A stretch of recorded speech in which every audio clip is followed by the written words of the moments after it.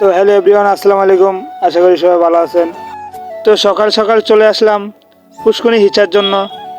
এখন সব কিছু কাজকাম শেষ, মেশিন টিশিং লাগানো হয়ে গেছে, এখন লাইন দেওয়া বাকি। চলো লাইনটা দিয়ে আসি। এই ঘর থেকে লাইনটা দিতে হবে, তো চলো লাইনটা দেই।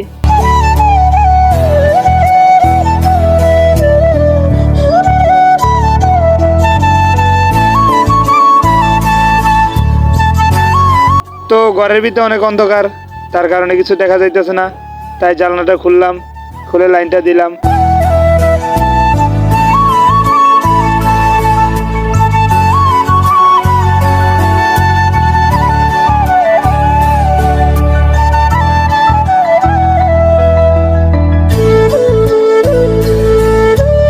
তো অবশেষে লাইন দেওয়া শেষ, এখন দেখি মেশিন চলে কিনা।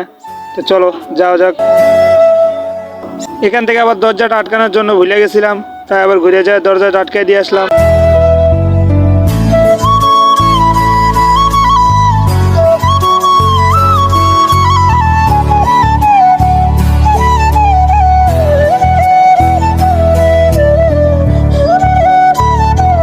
না, আলহামদুলিল্লাহ ভালোই পানি উঠতেছে, মেশিন চলতেছে। তো চলো দেখি এদিকে কি অবস্থা। এই যে মেশিন চলতেছে ভালোই, পানি অলরেডি যাইতে আছে, ওই যে ওইটার ভিতরে পানি পড়তে আছে। তো চলো দেখি ওই জায়গায় যাওয়া যাক।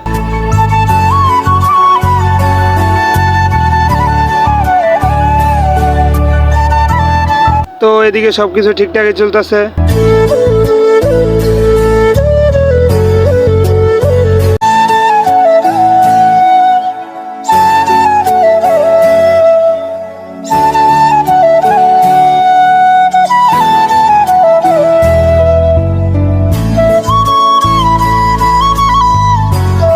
আর মেন কথা হয়েছে এই জায়গায় পানি কম থাকার কারণ আমরা গতকালকেও মেশিন লাগাইছিলাম, তার কারণেই পানি এত কমায় রাখছি।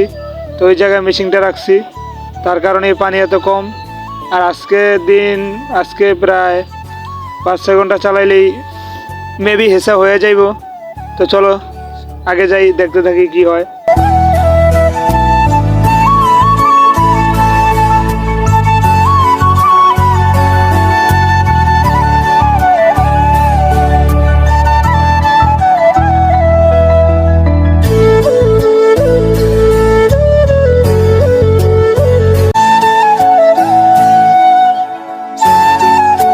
আর মেন কথা হইল আমার কোনো ক্যামেরাম্যান নাই, আমি নিজের ভিডিও নিজেই করি, তার কারণে ছোট ছোট করে ভিডিও বানাইছি।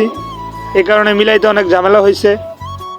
আর মাছ ধরার সময় হয়তো আমি নামতে পারবো না, কারণ এক হাত দিয়ে মাছ ধরলে, এক হাত দিয়ে ফোন ধরলে আবু বকাবকি করবে, তার কারণে মাছ ধরার সময় ভিডিও করতে পারবো না।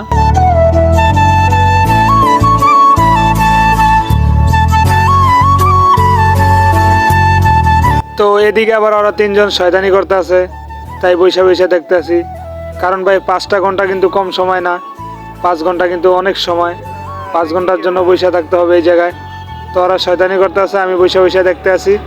আর এদিকে তো মেশিন চলতে আছে অলরেডি। তো অবশেষে টানা 3 ঘন্টা বৈশা থাকার পরে কিছুটা মাছের মুখ দেখা গেছে। আর আমার ফোনের ক্যামেরাটা ততটা একটা ভালো না, তাই কারণে ভালো করে ভিডিও করতে পারি নাই, কারণ গরিব মানুষ তো, কম দামে ছেদ চালাই। তো যাই হোক, এই যে মাছ দেখতেছেন আপনারা, এগুলো হইলে তেলাপিয়া মাছ, আরও পাঙ্গাস মাছও আছে। আর পানি অনেকটাই কমে আসছে, মনে হয় আর বেশিক্ষণ সময় লাগবে না। তো দেখতে থাকেন সামনে কি হয়।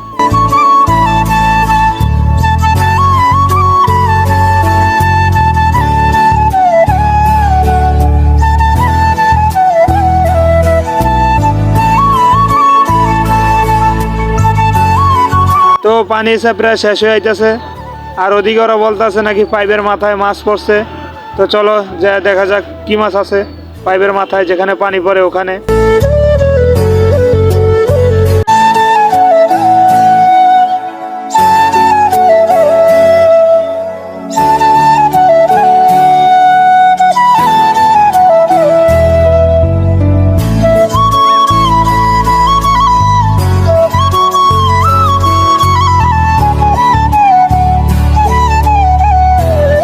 তো তো এই যে চলে আসলাম পাইপের মাথায়, আর এই যে দেখতেছেন ছোট ছোট পুঁটি মাছগুলান, এগুলো মেশিনের ভিতর থেকে চলে আসে, কারণ মেশিনের ফাঁক অনেক বড়, তো তাই কারণে পুঁটি মাছগুলো এখানে চলে আসে।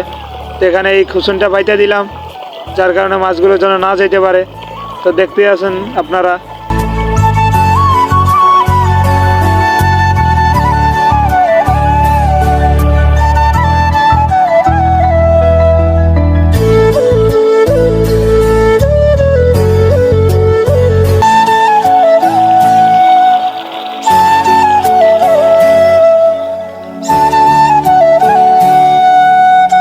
আর এই জায়গায় দেখতেছেন আপনারা নেটের পাশে কি পরিমাণে পুঁটি মাছ লাফাইতেছে।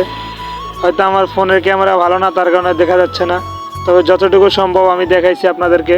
ওই যে দেখুন কিভাবে পুঁটি মাছ লাফাইতেছে ওই পাশে যাওয়ার জন্য। তো অবশেষে এই গাছটার উপরে চলে আসলাম। গাছটা অনেক পিছল, তার কারণে যাইতে অনেক কষ্ট হয়েছে। তবু আপনাদেরকে মাছগুলো দেখানোর জন্য আসা আমার। দেখেন মাছ দেখা যায় কিনা।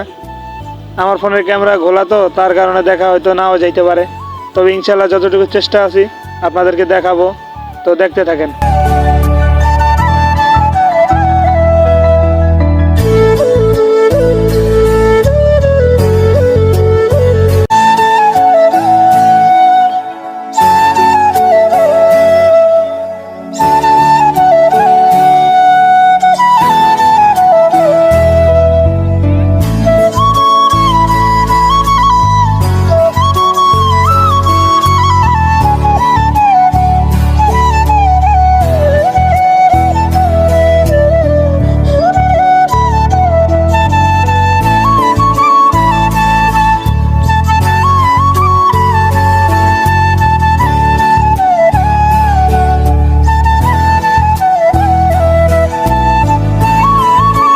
তো এখানে দেখতেছেন কিছুটা পাঙ্গাস মাছ দেখা যাইতেছে। এই যে এটা যাইতেছে এটা কিন্তু পাঙ্গাস মাছ, আর এখানে আরও অনেক পাঙ্গাস মাছই আছে। আর ওদিকে আব্বু সব কিছু ঠিকঠাক করতেছে, যাতে পানিটা সব ওই পাশে চলে যায়, মেশিন দিয়ে যেন টান দিয়ে উঠে লইতে পারে।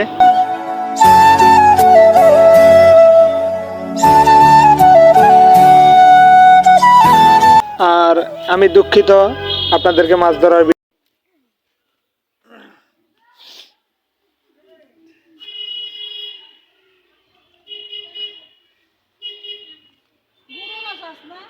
না, গুড়া মাছ অল্প করে আসলে, এই যে গুড়া মাছ এগুলো আছে।